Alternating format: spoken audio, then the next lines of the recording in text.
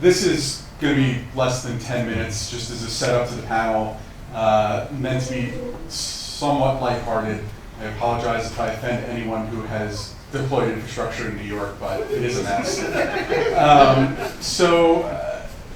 I'm vice president of networks for Netflix. Everything to do with what I like, well, what our team likes to say is everything that happens after you press play is, what my team does. And so, slide just reached now. Anyway, we have, 4 POPs in New York City now, not including what we also have in Newark, which is ridiculous if you think about the square miles that New York City encompasses. The fact that we have 4 network points of presence. If you look at the Midwest, we have like Chicago, and that somehow encompasses hundreds or thousands of square miles.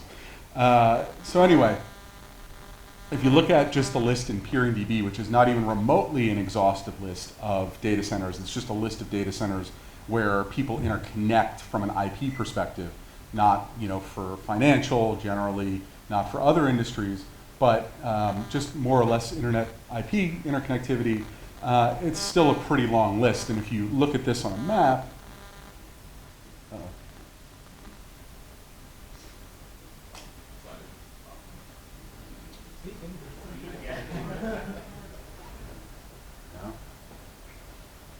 there we go. It's a cluster of something. So basically, almost everything is downtown, right? If you look really where all of the data centers are in Manhattan, I didn't purposely cut off that map. There's just nothing north of there, which incidentally, which I didn't do, if you overlay a floodplain map, is really conveniently aligned with where all those data centers are. And as we'll get to in a second, we'll talk about why that's really, really, really horrifically bad.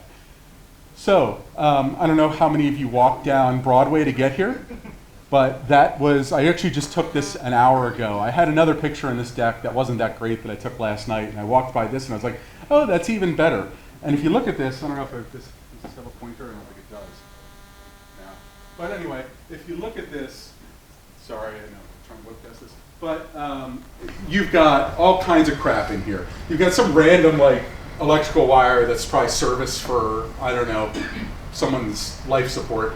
But you've got fiber and other communications cables draped over some random, probably gas pipe or sewage pipe over there. You've got all this, probably electrical conduit. You've got communications conduit down here. New York Times was nice enough to do a map, but which I'll get to in a second. But if you look at where that intersection is, that's just Zayo. And so that orange is their interstate fiber. So that orange fiber and the blue, which is their local fiber locally within Manhattan, is all sitting in that trench, just hanging out there. And so I really hope you're using protection if you have communications in the city.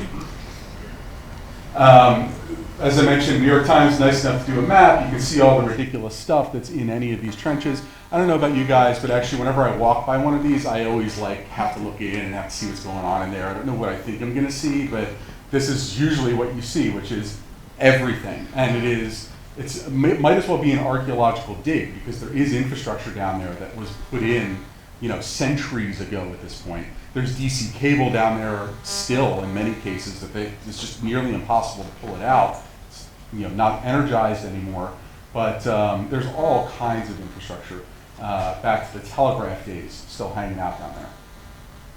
So I'm gonna tell you to not look too closely at this slide. Basically, that's a Verizon crew in the lower right-hand corner splicing fiber. That's a police-involved shooting right directly across from them. So to let you know something, they were fixing my connection. So that was your fault? So that was Zayo, and that's not really Verizon. Oh, okay. And it was a Zayo fiber cut, okay. And I got the email telling me that my line was not going to be up because somebody got shot. I think that's probably an okay trade-off, if we're being honest. We're just being honest here. So, but the ridiculous occupational hazards of doing anything in New York. Those of you who put it, I'll go past this slide so people don't have to look at a dead body. But anyway, if you think about what it takes to get permitting in this city in order to get any fiber, any infrastructure on the ground, it's insane. there's moratoriums based on day and time and on what street it is, and the phase of the moon and whatever else. And so it's basically a total pain in the ass. Even to enter a manhole to get in to do a repair is a massive hassle. Yet we still all centralize a massive amount of infrastructure around the city. Water hazards. So this is like the stairwell at 140 West Street in Sandy. 140 West Street, also the infamous CO that was just nearly destroyed in 9/11, right? And yet they rebuilt it, and that's what happens to it, is that it just floods. And that's because on that map, it is right next to the river, right by most of the other major data centers in Manhattan. Yet we continue to rebuild infrastructure into these things.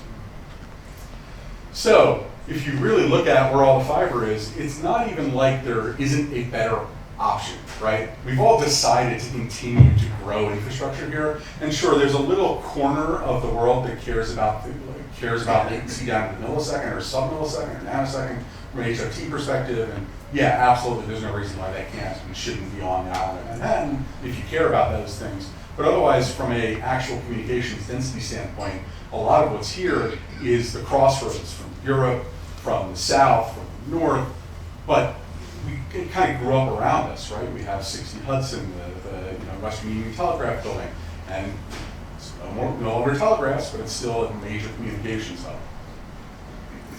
If you look at where all the population is, yeah, obviously New York is super important, but so is most of the rest of the Northeast Corridor. And yet, we don't have a large amount of density over in Jersey. We don't have a huge amount of density in the Philadelphia metropolitan area. Yet, the population density of the full metropolitan area is pretty darn large. We have a very, very, very thin slice of who's interconnected in Philadelphia. Most of that comes either, if you're in Philadelphia, it's coming up here or going down Ashford, Virginia. So, what we're going to talk about in this panel is why do we still interconnect here? Like, we have all of these hazards, right? We have all of these reasons why we shouldn't keep opening new data centers, especially not on the river. We shouldn't keep opening data centers. Let's talk about why we continue to do that, and how we do that. So with that, I think we'll start the panel.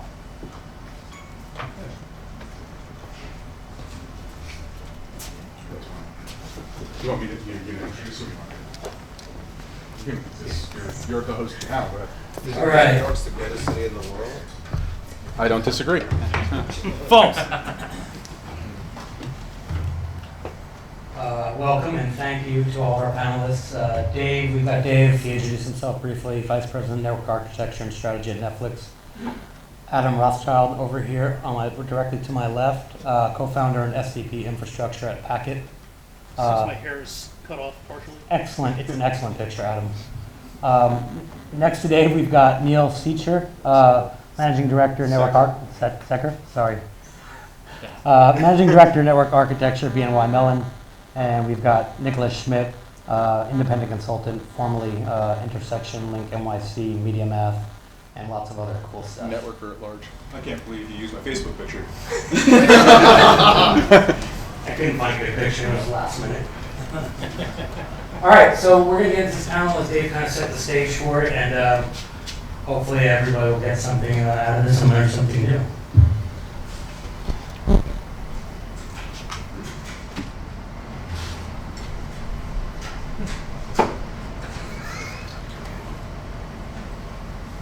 I'm learning a lot. All right, so we're going to start with Adam. Adam, when selecting sites, what are some factors that are considered when you make those decisions? Are there specific economic factors or performance? And overall, how does risk factor into making those decisions? Should I use the mic or? Yeah. Sure. So first off, to Dave's point, this is actually some pretty current experience. My company has been in business for about a year and a half. We opened a New York Metro data center about a year ago. And first and foremost, to Dave's point, what we had to do was basically automatically disqualify a lot of vendor options. Just for all obvious reasons.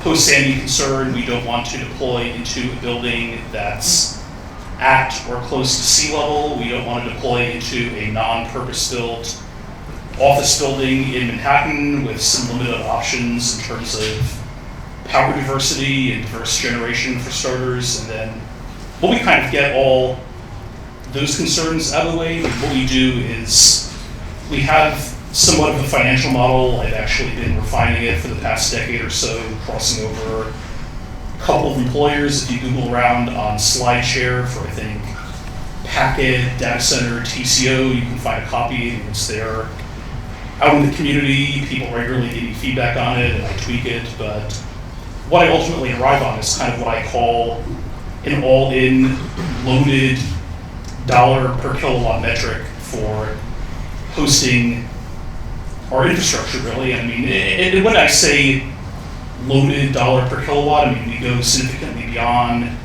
just basic space and power. I mean, we also factor in, for instance, and I think we're going to get to this later on in the panel, so I don't want to dwell on it too much now, but just when I think TCO, I think basically all communication costs, including cross-connection, just actually dark fiber ring from a data center to these inevitable but not fun, non-purpose-built buildings that are carrier hotels, like 165 Halsey, 111 8th Avenue, total carrying costs in terms of operating POPs in these areas just to interconnect with other networks and connect with other customers and vendors. And yes, so we kind of come to this loaded, all-in kind of metric, and then we use that to base the decision process.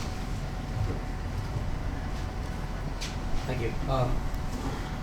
And Dave, with the diversity of the Netflix subscriber base and the Open Connect program and how you have embedded caches and ISP networks, how do you manage and look at risk and performance when it comes to deploying to these sites? That's a good question. You know, to the Sandy point,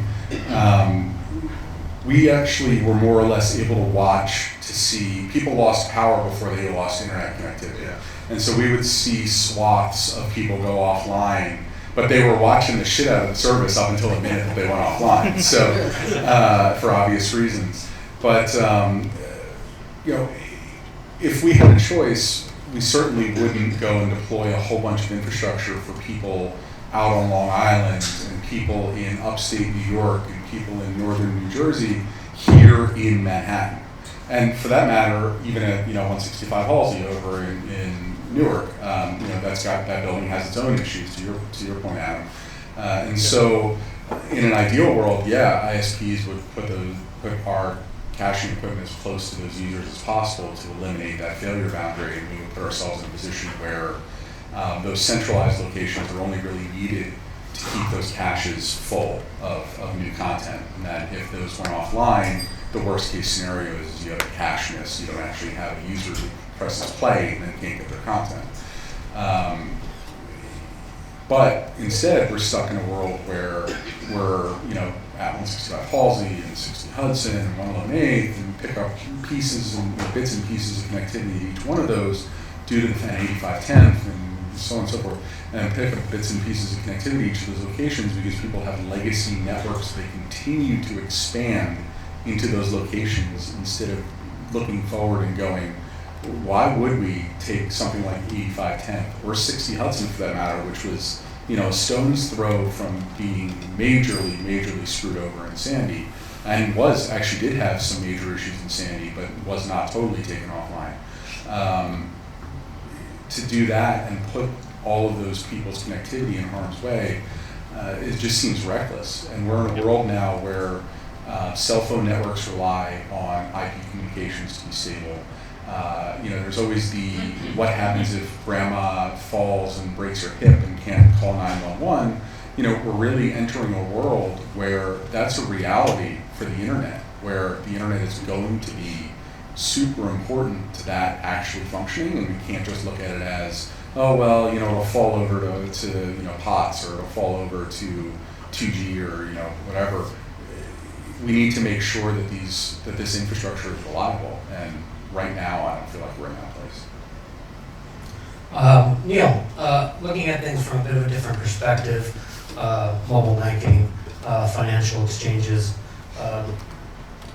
how do you look at the risk when deploying sites? I mean, a lot of the exchanges are out in New Jersey and not even in Manhattan, so how do you kind of evaluate that type of situation? Yeah, so I'll give you a little bit of a experience I had a couple years ago, not at Bank of New York Mellon, but a previous firm I was working at. We actually were trying to find a new site to deploy a data center, and we kind of loaded up a bunch of interested parties in a bus and drove around to different sites in New Jersey and kind of looked at them.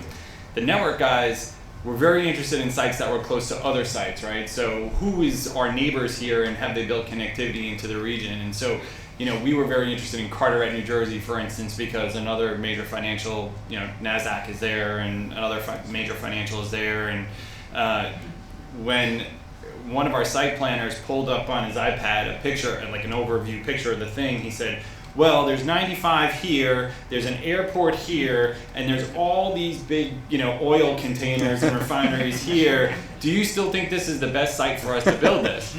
So connectivity is an important part of it, but it's only one part of it. So, financials have the problem of regulation and, disaster recovery, and we don't have, while we have some modern apps, they're all not very modern. They're still built and do kind of legacy DR failover mechanisms that mean they're rooted in 2 data centers, but our users are primarily in the city.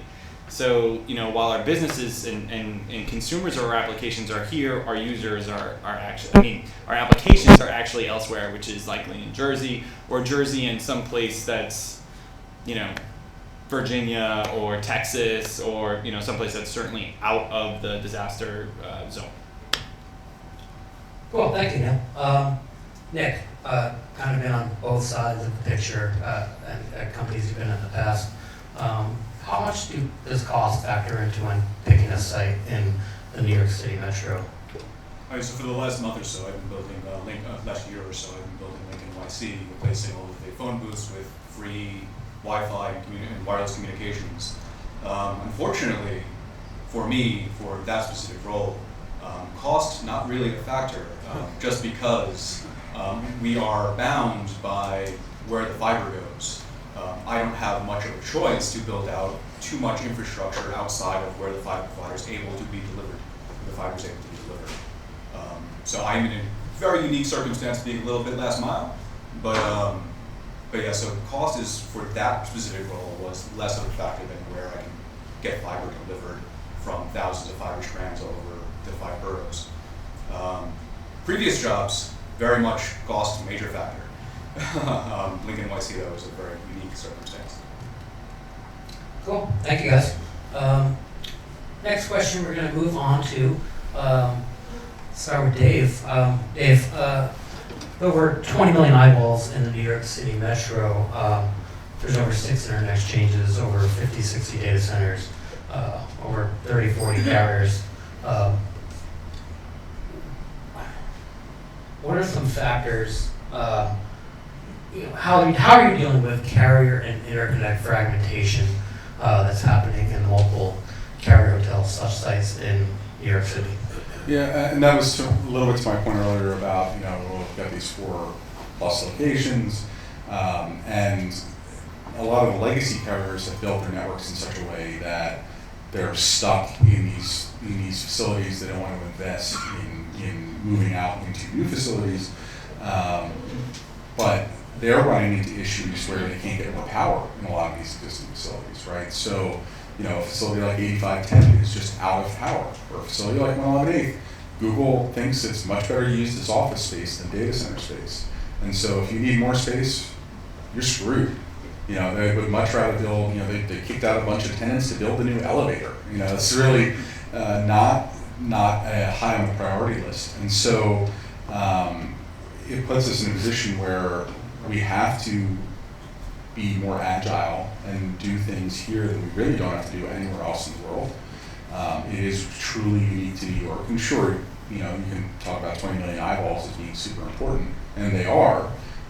But to have to do something completely custom to serve that when we've got a world full of billions of people is kind of insane. I think the internet exchange fragmentation in New York is kind of ridiculous. I don't think we need whatever the actual count is like 6 operational exchanges and 8 exchanges on paper. We need 1 or 2. And you do run into a situation where you have peers that are spread across different exchanges, and frankly, as a content provider, the onus more or less falls on you to be the one who's well connected, right? You tend to go a little bit further out of your way when you're the content provider to make sure that you're easily accessible. And frankly, that takes away a lot of the excuses that legacy networks have about why they won't interconnect with you if you put yourself in a position where you're easy to get to. And at that point, it just becomes a business discussion, not a technical one. Right, and on top of that, just the cost between risers and between floors in some of these carrier hotels is really erroneous. I mean, $800 to $1,000 sometimes just for a cross connect to these exchanges. I won't break any NDAs by saying what the price is. I will say it was absolutely ludicrous. Actually, I'm sorry, I'm wrong. We're in 5 locations in New York, not 4, because we're in Suite 518 in 108th. We're in Suite 524A in 108th. Can either of you guess the adjacency, how far from when you walk out the front door of one to where you walk in the front door of the other is? 20 feet. A little less. And so there's nothing in between the two of them. I guess they left a couple numbers just in case they wanted to build a closet or something. But anyway, the number in order to get a cross connect between those two suites is in the high 3 to low 4 digits. It's insanity. Adam, with taking into account what Dave said, internet exchanges and just interconnect in general, demand being really high, what kind of effect does this have on the local ecosystem? Is it positive? Is it negative? Well, the fragmentation is very negative. In fact, to Dave's point, we're running a relatively small startup, but yet to have any sort of reasonable density and just reach the same interconnection partners consistently between markets, we basically have had to deploy into basically 4 carrier hotels, and I believe the last count, 4 exchanges in the area, and it's just insanity, just in terms of CapEx and OpEx for deployment, and having to troubleshoot a dark fiber ring and DWDM on top of that with the limited operations staff. It's really difficult. Our ideal would be to connect to 2 exchanges in 2 buildings for basic diversity, but at the same time, market realities just don't allow us to do so. And I would also add to Dave's point with the whole just kind of post-Sandy, all eggs in the Manhattan basket concern. What we're finding is a lot of networks, the more established broadband networks and some international networks as well, are deployed solely into Manhattan and nowhere outside of Manhattan. And even interconnection aside, just buying IP transit off the island is somewhat difficult. I'm not going to go down the list of names, but there are a number of major MSOs and national and international carriers that simply do not sell IP transit in New Jersey, even in a dense carrier hotel like 165 Halsey, and there are others that do have very small leaf site there, but are still critically dependent on Manhattan, so they really don't give you any DR benefit to connecting them out of Jersey, so it's a definite problem. Thanks, guys. With that said, what does the future of interconnection and connectivity look like in the New York City metro? Are there alternatives to these sites in Manhattan, and what's it going to take to get people to realize that there are viable solutions and to start going there and populating them? Sorry, let's start with Dave. You don't always have to start with me. We can hand it down to Nick or Neil. Is Hunter here? No? Okay, good. I can say this. So, bringing 325 Hudson online as an interconnection center is completely pointless. We need to stop putting data centers in lower Manhattan, period. And it's just feeding the beast. Sorry to the various people in the room who have also brought data centers online in lower Manhattan in the last few quarters. But there's, sure, people will fill it up because it's easy from a fiber proximity perspective, but it's certainly not solving the problem. And, frankly, there's an awful lot of farmland in northeastern Pennsylvania that would make for good data center sites if we could just get cheap power out there. But continuing to more or less build up density here is counterproductive. And we're going to be in a situation where we're going to have another disaster. It's going to happen. We don't know what it is going to be, but it's going to happen. And to Adam's point, we're just continuing to build these interdependencies between locations. We're not resolving any of those interdependencies at this point. We're putting ourselves in a position where those interdependencies are getting more and more complex. They're harder and harder to map out. For people who design networks, it is getting way harder for them to understand the interdependencies between their individual vendors and their upstream vendors, i.e. who puts the fiber in the ground for them, who builds the data center, who owns the building, yada, yada, yada, who provides the diesel fuel, like all of these crazy interdependencies that we create. And by continuing to build density here in a place where all of those various things are way harder to deal with than they are in, most any other city in the world, seems to be a huge, grave mistake to me. Thanks, Dave. Neil, what does connectivity look like in the future in New York City? Do we start to see more wireless? I mean, how do you see that landscape changing?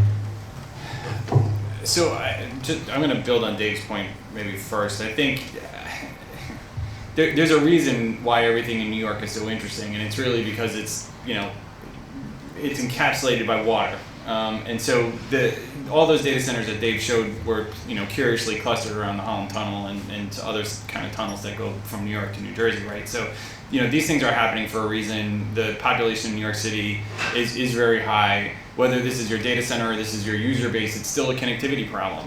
I think that from a enterprise perspective, what we're seeing is we pay tremendous amount of money for an MPLS connection, and a lot of people are looking at SD-WAN as a possible solution, which is going to take broadband internet and make it your primary connectivity model. And so what happens if there's an internet problem? All of your users cannot connect to your applications anymore.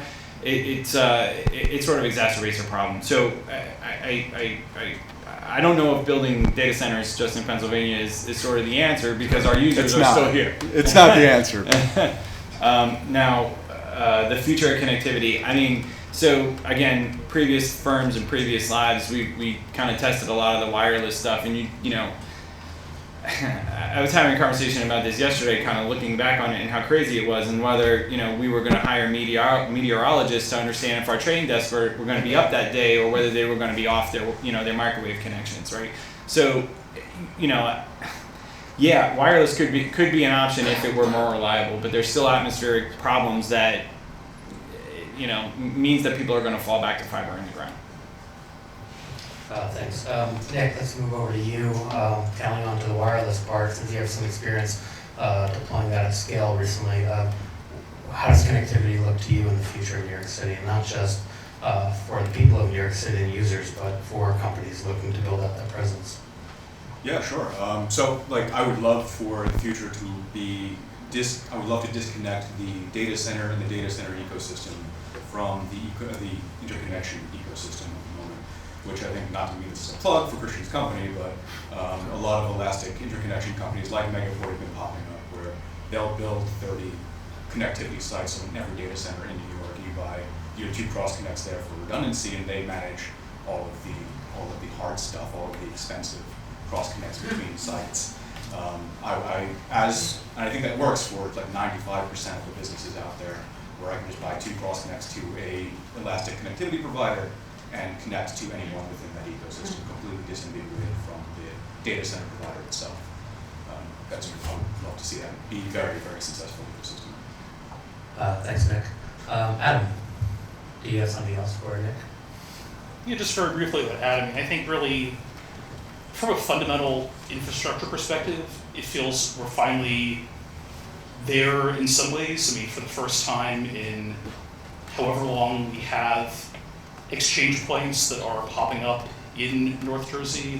Hats off to the folks at DKIX and NYX for doing a POP in 165 Halsey, which, while not the be-all end-all, it has some of the same single points of failure, is a good option in concert with other POPs for some diversity. You see IXPs that are cropping up kind of more on terra firma, like in Piscataway, New Jersey, other areas, but at the same time, just the move of networks, and specifically some of the larger networks, like international networks, even some of the MSOs in or around the New York Metro, to these exchanges, just that migration has been glacial at best. And what we as a community really need to do, and I mean, it's really, there needs to be pressure coming from interconnection partners, from customers, even account reps at some of these IXPs and colos, but we as a community just need to pressure these peer networks more and more to diversify and, so, if not replace, at least augment their legacy infrastructure in Manhattan. Yeah, and that's still for you, Adam. Sorry. We touched on 111 8th a little bit and how Google wants to continue to make that office space, and they're really taking over that whole corridor from 8th Avenue all the way west to next to Super Pier, which they're going to take over 200,000 square feet of office space. How relevant is 111 8th Ave today, and when does that relevance really start to disappear? I would say for better or for worse, though mostly for worse, it is critically relevant. I mean, really, we cannot interconnect at scale without having some sort of a presence, however small, at 111 8th. And for me, the larger concern isn't so much that 111 8th is going away. I mean, I think a lot of kind of the FUD around that is manufactured to some degree. I mean, yes, constrained building, but at the same time, I mean, you have people that are opting not to renew their leases and then kind of spinning it negatively with the press, claiming they were kicked out of the building when in fact they were not. So definitely a certain FUD factor there, but more, I think the concern is as people migrate out of 111 8th, they're going to, and I mean no disrespect to anyone in the room, but they're going to move to 85 10th and 60 Hudson and other nearby buildings, and they're just really abandoning the problem. Well, and do you see an issue for 85 10th anytime in the future? Because Google's starting to move more office space in there as well now. I don't have any first-hand knowledge, but I don't know if anyone up here knows specifically. I'll pontificate on it, which is that I would imagine that given the stuff they're doing with the pier, the fact that they don't actually own 85 10th, the fact that 85 10th is not for sale, who actually owns 85 10th? I think so, yeah. I think it's actually a city building, and I don't think the city... No, it's privately held. Is it? Yes. Okay. All right. Well, regardless, so far as I know, in all the rumors that I hear about what's for sale and what's not, I've never heard of 85 10th being for sale. I'm sure Google, if anyone was going to pay for it, it'd probably be Google, whatever the price is. But I just, you know, for example, Verizon has a ton of space in there. I don't see them moving out of that anytime soon. Level 3 has a ton of space in there. I'm assuming, I would hope that they have very long-term leases on that space and they're not going anywhere anytime soon. To Adam's point, you know, 111 8th, if you talk to the Google folks, you know, yes, they do desire to have contiguous office space. It's no mistake that they bought one of the, you know, basically, I think it's the third largest building from a floor plate perspective in the city. They want it to be Mountain View Part 2, right? It's no real mystery there.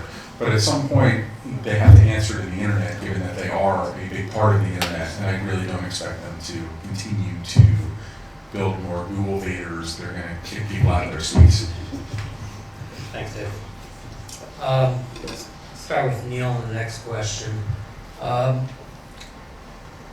Applications are becoming more network aware, and software engineers are becoming smarter with the way they write their code. How important is it? We talked about this a little bit earlier in some points, but how important is it to be close to your users for applications with a large user base? I mean, for us, it's important. You know, we have a worldwide user base, and we don't just deploy stuff in the United States, right? We try to position content close to users, not like Dave does, but in a smaller way.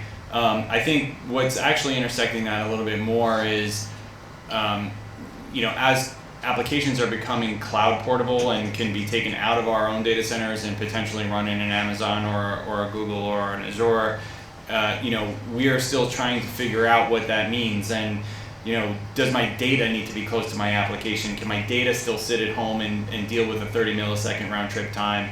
And that seems to be more the focus than if my users, how far my users are away. Truthfully, again, we're regional, but within the United States, we don't have too many problems within financial services specifically. Dave, coming back to you, because I think Netflix is very advanced in the way they write their applications. How do you guys see this issue? If you wanted to, could you just serve New York users, New Jersey users from the Midwest if you wanted to? Yeah, and we've done it. I mean, it works. Our application, certainly, we care about latency, but we don't care about latency in the same way that Neil cares about latency. 10 milliseconds doesn't make a huge difference in startup time. It's noticeable, but in reality, the way that we'll get past that is improvements in the application, right? If you hover over something for long enough, we'll assume that you're probably going to want to try to watch it, and we'll grab a few seconds of it, right? So that your startup time is nearly instant. That's how you solve for latency, right? We're not Twitch, we're not doing gaming, so we don't really care about the interactivity piece of it. So yeah, from our perspective, if there was a bunch of fiber, and fiber in the ground is only getting cheaper, not more expensive in any way, shape, or form. If there's a bunch of fiber that puts us in a position where our facilities are less vulnerable, for sure we would certainly do that. I think that makes a lot of sense, and I think we'll start to see a lot more of that as time evolves. What about you as Edge Cloud? Adam, from your perspective, you're technically a bare metal cloud hoster, so your customers kind of vary all across the spectrum. How important is that to you, or how do you see that evolve? Yeah, I think especially just catering to a very diverse space of customers as we do. There's a lot of opinions on the subject. I mean, ultimately, I think there is a small handful of people that have a legitimate need for it. We have some customers that are interacting with various financial exchanges in the region. We have others that are running CDNs of sorts and do have a legitimate need. And I think there also is some kind of philosophical element to it, like kind of the server hugger crowd, and kind of more of a perceived need than an actual need. So I think it really cuts both ways. Cool, thank you. We're going to move on to the last question, which is for everybody. We're going to start with Nick at the end. Nick, what advice would you give companies looking to establish a presence in New York City today? I mean, a big part of New York City infrastructure right now, as we touched on many times, is fragmentation. You need to know where your traffic is going, who your carriers are going to be, where you need to connect to. Putting infrastructure in the location which is separate from people you need to connect with is, especially within 111 8th or 60 Hudson, or these big carrier hotels, you're risking a long lead time to get turned up, just to get that cross connects done from one suite to another, or one suite to a meeting room if the person you're trying to connect to is not necessarily in there, and it's going to be very, very expensive. That would be my very first piece of advice I could just be trying to build infrastructure in New York is know who you're connecting to.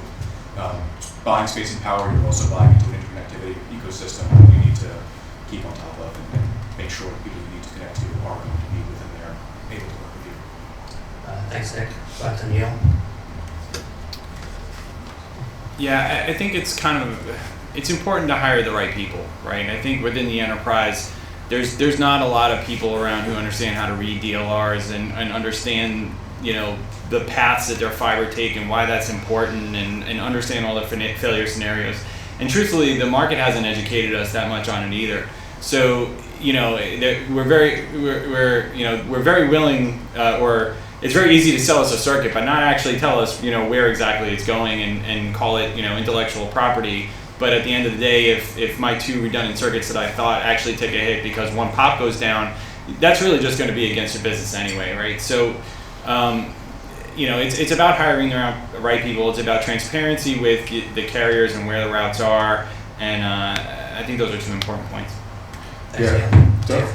Apologies to all the sales guys in the room again.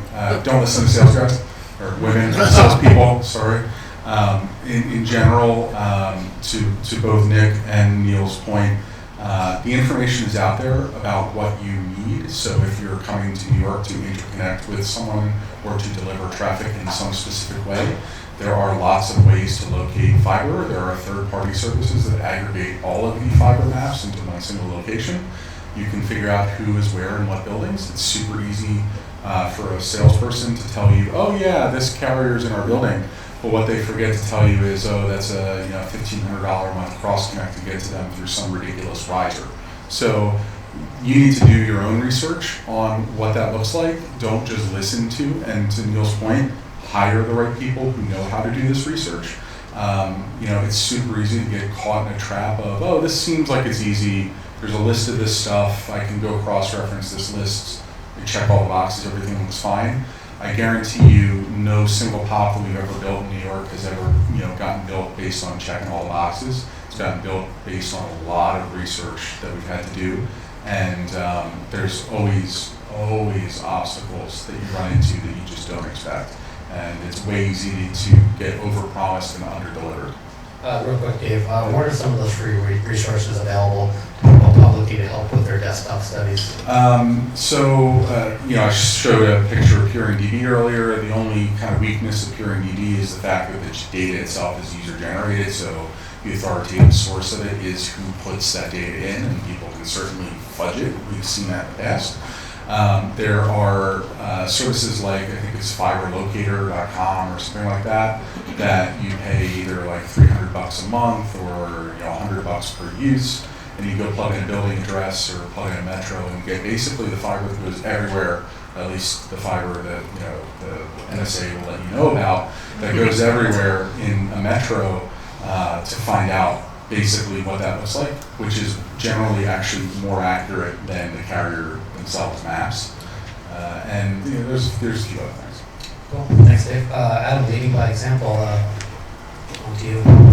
Oh, sorry. Yeah, so just want to echo what Neil said. I mean, at the end of the day, it's a very challenging market. You really need to hire the right kind of subject matter expertise on the physical layer. I mean, we have it a little bit easier than some folks because we're buying dark fiber, but still at the end of the day, just a lot of due diligence needed. We need to look at our route maps in a very granular manner, like look at specific manholes traversed, look at entrances into facilities. And another kind of dirty secret of the area is there's a lot of aerial fiber and a lot of aerial entrances into facilities that really isn't immediately obvious unless you do the right kind of due diligence. And that very concept scares me a lot. I mean, right now we have like the Communication Workers Union on strike, and I'm just reminded of like how easy it is to go to Home Depot, buy a pair of bolt cutters for $20, and just think of the kind of damage you can do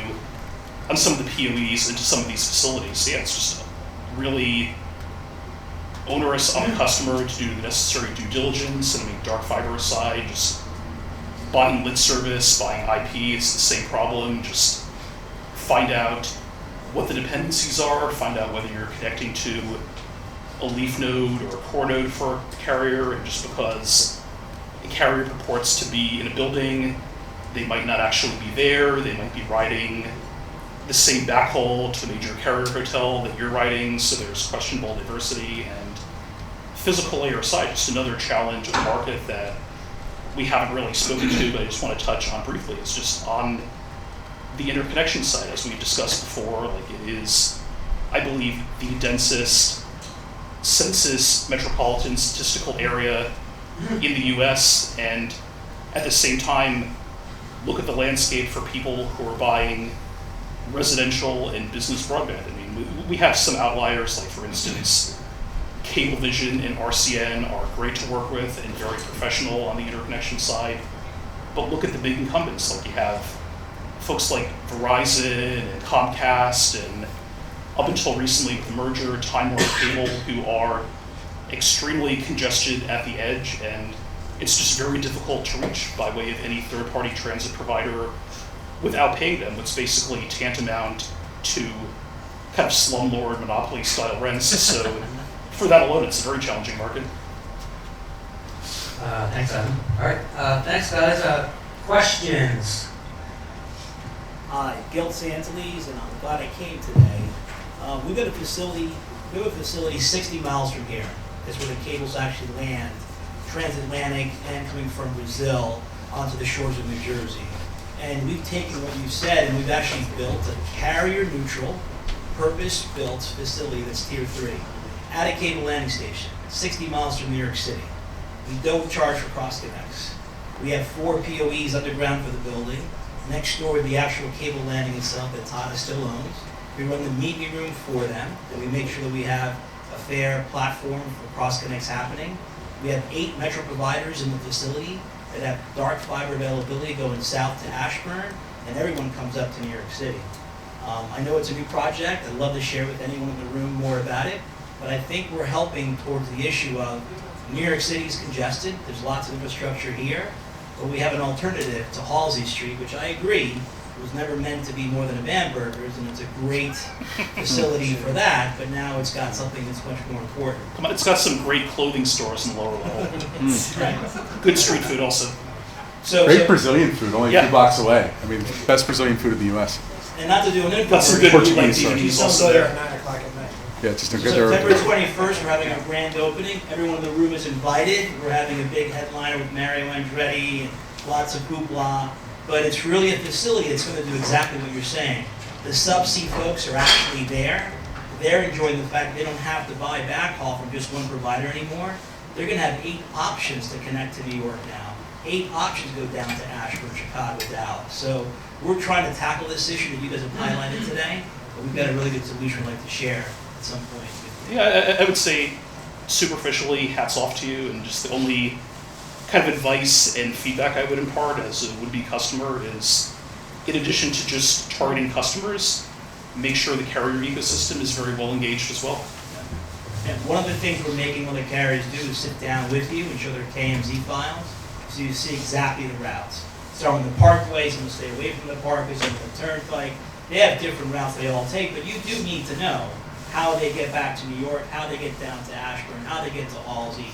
All the data centers that exist need to have a clear understanding of the dark fiber routes. And having been a dark fiber provider in the past, I'm familiar with an outside plant, and we make sure that they show you the sheath on their cable. We'll walk you down in the fiber vaults and show you their splice cases, and you know that it's really a Verizon cable, a Cavalier owned by Windstream, whatever it happens to be.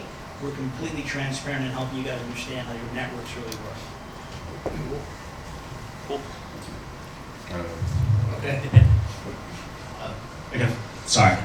With the proliferation or kind of the increase in the usage of SD-WAN, do you see, I guess, a time where more enterprises kind of move towards interconnection, and by that I mean doing peering on IXs as opposed to purchasing, IP transit from or IP from your tier 1s, tier 2s? Yeah, potentially, right? So I was at a conference two weeks ago or something like that where someone got up and said, look, I've reduced my WAN cost by 90% by doing an SD-WAN solution, right? And they were touting the voice quality that they got that was better than their MPLS network. And the way that they did it was by staying on single carrier the whole way and being very craftful about how they were kind of using the internet. So yeah, right. So as you become more reliant on the internet for business critical services, you're going to educate yourself on it. That will just happen. So I definitely think so. Yeah, I think SD-WAN is great to some degree. I mean, we've been kind of early adopters of Christian's company's product, Megaport, and to use them as an example, I think it's a really great mechanism for, especially kind of on the lower end of the spectrum, like enterprises, some service providers, like people in the 1 gig and 10 gig kind of ballpark, just to connect to one another without the need for potentially very expensive physical cross-connect and between buildings within a market or even between markets. I think it's a great concept. I just wish we had SD dark fiber as well. We can software define anything you'd like. Yeah. Good point. You just put it in the cloud. Yeah. Right on. Any more questions? Well, just a statement. I'm compelled to, since we're promoting, compelled to address. Let's not. Just address one piece of information. So 8510 David, it's level 3 that's out now, not the building. There was, I think, an actual question, or Here. 60 Hudson did not take on 1 inch of water during Sandy, never down. So just want to put that on record too.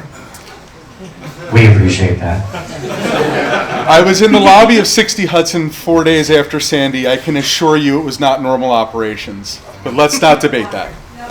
Okay. So, interconnection is plenty I think the down. can of There was worms- a lot of yeah. We could open a whole can of worms on this. Anyway, that's Walt. No water. Great. Hold on. So why do the providers keep building downtown? We've had 2 major significant events. That's a great question. With the trade centers and with Sandy. Fiber proximity. It's an easy sell. It's super easy, and the buildings existed, right? So obviously, the stuff that's way on the river over there. But what's the one over in the river over on this side?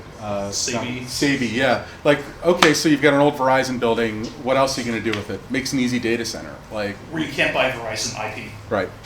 I mean, as somebody who's actually built out very recently in a carrier hotel in downtown Manhattan, a lot of that has to do with just that's where the fiber is, that's where the conduit is, like that's where ISPs are, and that's not changing anytime soon. No one wants to put the capex into picking up and moving that. It's a collective action problem. Everyone's there, and nobody has any incentive. Intelligence moving into the apps, Netflix. You could serve the East Coast out of Chicago. Yeah.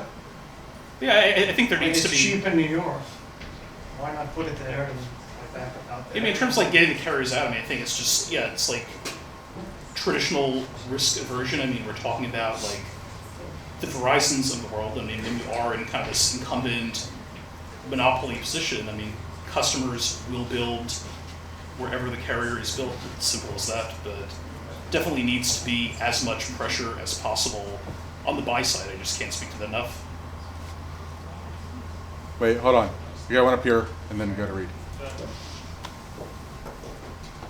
So if Reed bought Sunday Ticket, right? And Not that Reed. No, Reed not Hastings. that Reed.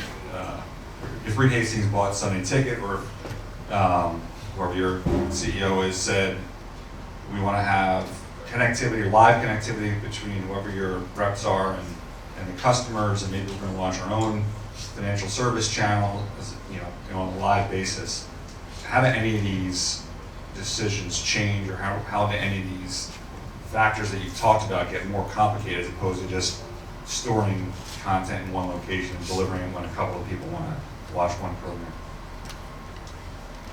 Yeah, if you think about, for example, what Level 3 has done with VivX, right? They've kept it actually pretty separate from the rest of the Level 3 network.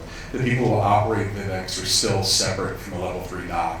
And I would think it would be pretty bad if you put yourself in a position where any of your infrastructure for, say, if you spent $1 billion, whatever the ridiculous price tag is for Sunday Ticket, if you put that infrastructure in New York City, to me it would just seem reckless. I want to put that somewhere that is way more survivable than just the Northeast corridor. But if the Giants are playing the Cowboys, it's a huge game. Yep.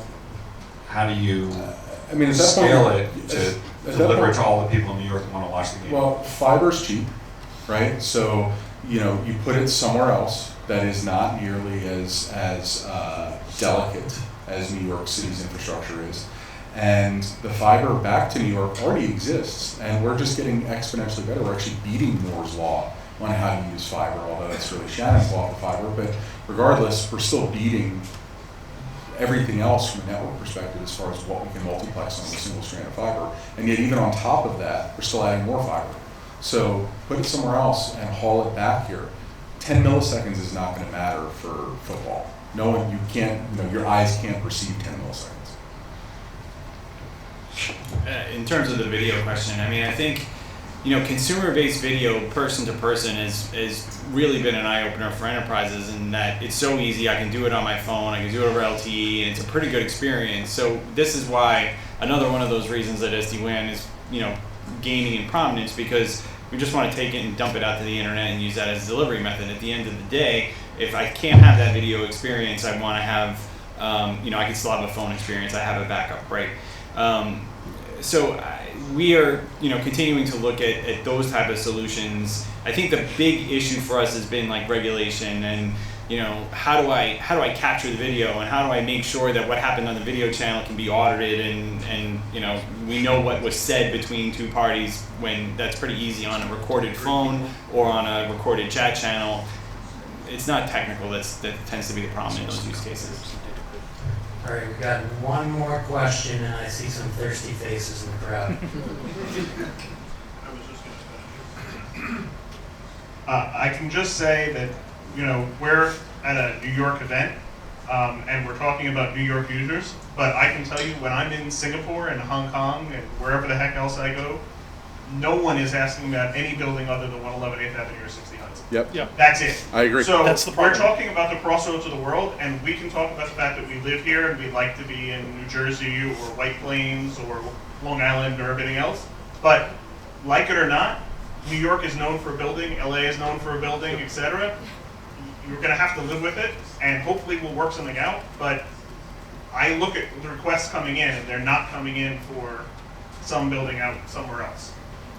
Yeah, I would say just one point on that is, I don't know if you bought power on Wilshire lately, but I think that will eventually exceed a pain point, and the pain point is greater than 2 major outages in a decade of the business terms of it being untenable, whether that's Google kicking people out or buildings becoming full or power running out or whatever it is. And we'll be able to move that conversation worldwide once that happens. And I think our jobs are to try to prep people for that conversation and try to hopefully make it so that we're not in a position where it's all of a sudden an emergency. And so I think there's a lot that everyone in this room here can do as people who operate or manage networks in New York to start that. And some of that may be untenable because it's CapEx intensive. And people just have to judge what that looks like, but you also have to think about what happens 3 or 4 years from now when it's an emergency, and then what does that CapEx look like then? Thanks, guys. We've got about a couple more minutes before we wrap up, so a big thank you to the panel.